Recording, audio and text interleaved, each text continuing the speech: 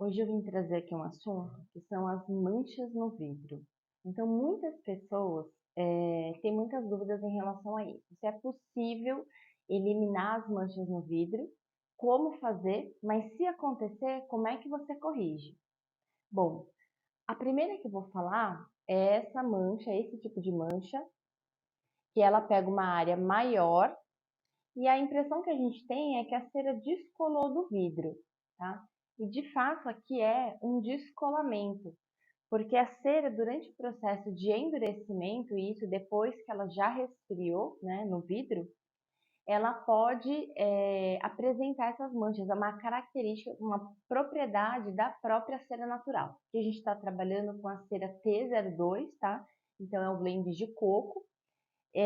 O que a gente vê mais comum é essa mancha aparecer até os primeiros 15 dias de cura da vela, tá? Então, assim, quer dizer que não vai aparecer depois? Não, pode ser que apareça, mas o mais comum é até esses primeiros 15 dias, tá? Por que essas manchas aparecem? Porque conforme a cera vai se endurecendo, as partículas das ceras vão se agrupando, ela pode enrijecer e descolar mesmo do vidro, tá? Então, isso é uma parte natural do processo. Eu acho que é importante a gente ressaltar e trazer esses assuntos também para o cliente, para quem compra a nossa vela, porque é uma parte natural. A gente está trabalhando com uma cera vegetal que é natural, tá? Então, assim, eu não vejo muito problema em relação a isso. A mancha geralmente aparece em uma parte do vidro, não é no vidro todo, muito incomum. E aí também, quando você vê que às vezes ela fica com uma marca maior, às vezes pode ficar um descolamento que esteticamente não fica tão bonito, você pode corrigir vindo com um soprador de longe, que está em cima, na lateral onde está a mancha, e derreter a cera para essa mancha sumir. Passando o soprador, ela vai sumir? Normalmente melhora bastante, tá? Mas pode ser que depois que ela endureça, ainda apareça um ou outro, tá? Ó, eu fiz 6 velas, aqui eu tenho só 4, mas eu fiz 6 velas aqui junto, tá? E só essa aqui que ficou com a marquinha. As outras não ficaram.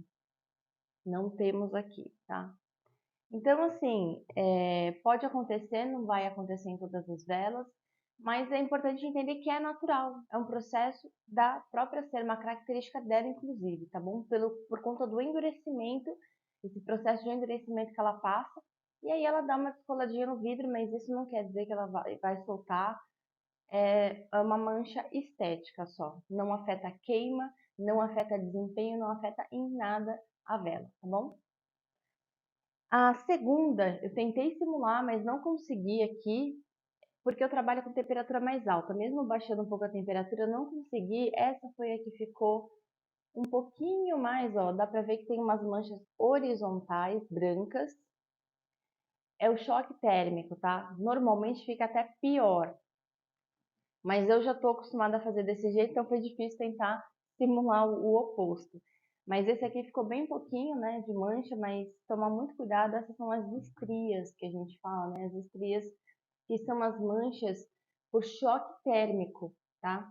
Então, quando acontece? Quando você tem um recipiente frio, que também está numa superfície fria, e aí você vem com o líquido quente, não dá tempo da cera aquecer o copo. Então, na hora que bateu já no copo frio ali, na hora você já vai ver essas estrias, tá? Na hora que você colocar. Por que que acontece isso? Por conta do choque térmico. Como que se dá esse choque térmico? A gente colocou um produto quente num frasco frio.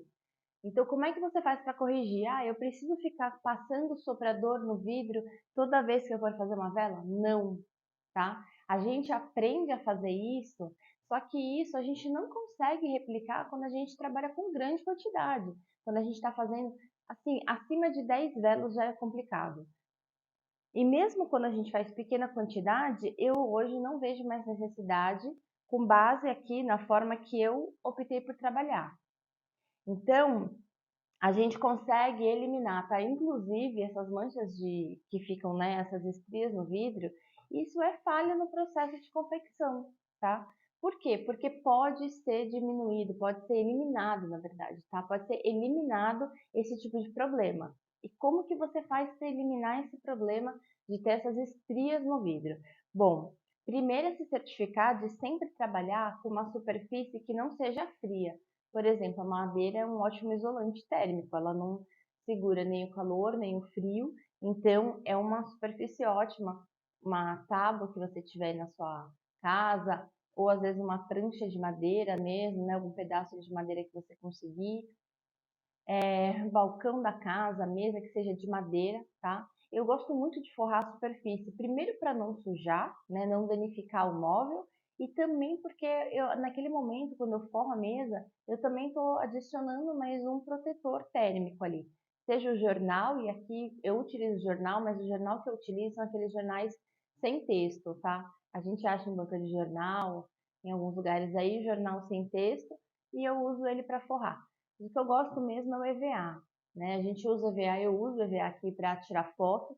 Quando o EVA às vezes suja, danifica, né? Porque a gente cola ele, cola e descola dos lugares para usar de fundo.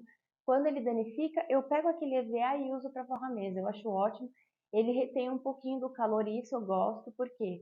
Porque vai fazer com que a vela resfrie ali lentamente, tá? Então, cuidado, ar-condicionado ligado, ventilador ligado, se tiver ali muito fria, a superfície vai dar choque térmico, tá? Outra coisa, não é só o vidro frio, porque eu trabalho com o vidro frio, mesmo em cima de uma superfície de madeira, ele vai estar frio. Então, se eu vier aqui adicionar minha cera a 60 graus, vai dar choque térmico mesmo assim, tá? Pode ser menos, pode ser que em uma vela aconteça, outra não, aí deve variar um pouquinho. Mas a questão aqui principal, além de forrar a mesa, é a temperatura que a gente trabalha com a cera, tá? Eu recomendo aqui, no meu curso inclusive, a gente ensina ali a trabalhar com uma cera mais quente, tá? Porque quando a gente trabalha e vê ali grandes marcas que trabalham com grandes quantidades, como é que a gente faz, né? Para não ter choque térmico, para conseguir fazer uma quantidade grande de vela, né? Então, assim, eu observo bastante essas coisas, inclusive a temperatura que eles usam pelos vídeos que a gente vê deles, gente, dá para ter ideia que a temperatura não é baixa, tá? A gente sabe que tem uma indicação do fabricante da temperatura da cera e nesse momento, como eu estou trazendo aqui parte das informações, eu vou recomendar que vocês utilizem a temperatura dele, que aqui é no máximo 70 graus nesse blend de coco, né? Então, ok, fique ali dentro da marca, tá? Eu gosto de fazer a adição da essência com a temperatura mais quente, por quê? Para poder fazer o invase a 67 graus, tá? Esse não é o tema principal, então a gente vai trazer esse assunto aí num outro vídeo, mas trabalhar com a temperatura mais quente da vela na cera faz com que eu evite o choque térmico, porque o produto vai estar mais quente, na hora que eu coloco ele está mais líquido, ele vai demorar mais para esfriar, e nesse meio tempo ele já deu uma aquecida no meu vidro, tá? Então aqui eu não aqueço os vidros, não aqueço, trabalho com ele frio, tá? A única coisa é essa, o cuidado de ter a superfície ali protegida e a temperatura da cera um pouco mais quente, tá certo? Aí a gente elimina essa mancha, porque é um erro mesmo, é uma coisa que dá para ser evitada. E por último, aqui eu até recebi um inbox aí esses dias sobre o assunto, falando uma pessoa que reclamou um pouquinho de bolha em vidro de lembrancinha. Isso acontece porque essas bolhas que a gente está falando são bolhas de ar, tá? Não é nada mais do que ar. E esse ar é o próprio ar aqui da superfície no momento que a gente está misturando ela, tá? E na hora de despejar. Então, não tem outra resposta para isso. Inclusive, essa validação eu já fiz com os químicos da empresa que a gente trabalha aqui, de algumas Bom, da empresa que eu trabalho aqui com as minhas ceras, tá bom? A gente fez essa validação porque eu queria ter certeza do que eu ia trazer para vocês. Então é isso.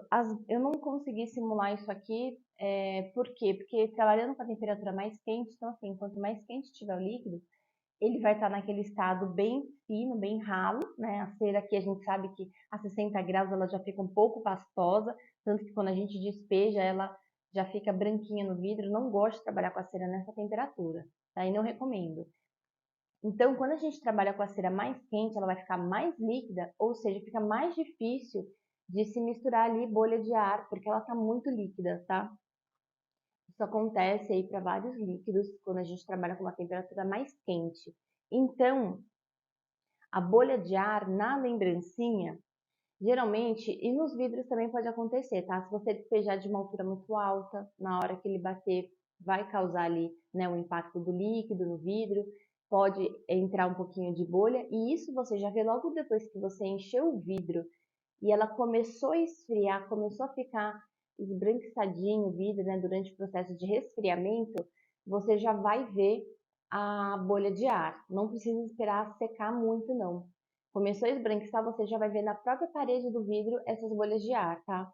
Então, nesse momento, já vem com o soprador tanto na lateral, né, quanto em cima, porque você tem que derreter a parte de cima se ela já tiver endurecido, para a bolha poder sair.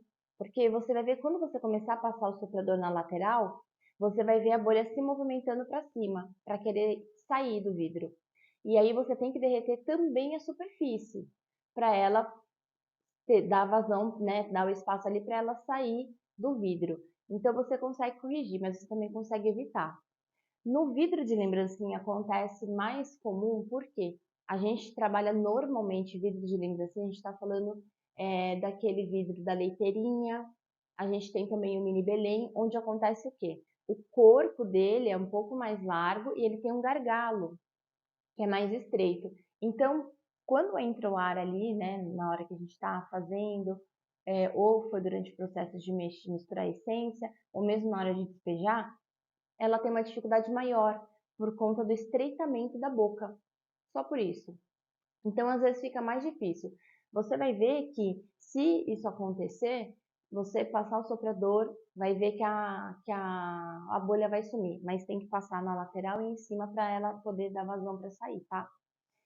Como que você diminui esse problema? Então, temperatura, de novo aqui.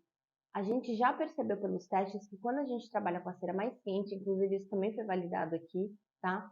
Que a cera mais quente existe um risco muito menor e a chance muito menor de ali o ar entrar, se misturar ali no meio, tá?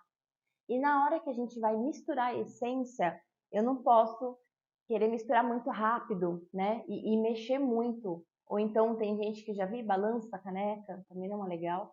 Então eu sempre recomendo, né? Igual a minha avó ensinava quando a gente misturava alguma coisa com muito cuidado, eu gosto de fazer o número 8 ali, ou o símbolo do infinito, porque ali eu não tiro a colher do vidro. Então eu prefiro misturar sem ficar levantando a colher, para evitar ali de mexer, tá? Então pode mexer ali, não precisa ser tão devagar, porque a gente tem um tempo curto para misturar. Eu não misturo também 2 minutos, porque 2 minutos, gente, se vocês fizerem a mistura em 2 minutos, marca lá. A sua cera vai perder pelo menos uns 3 graus, tá? E aí você vai ter que fazer o quê? Vai ter que voltar na panela no fogo. Então, eu misturo o tempo suficiente, tá?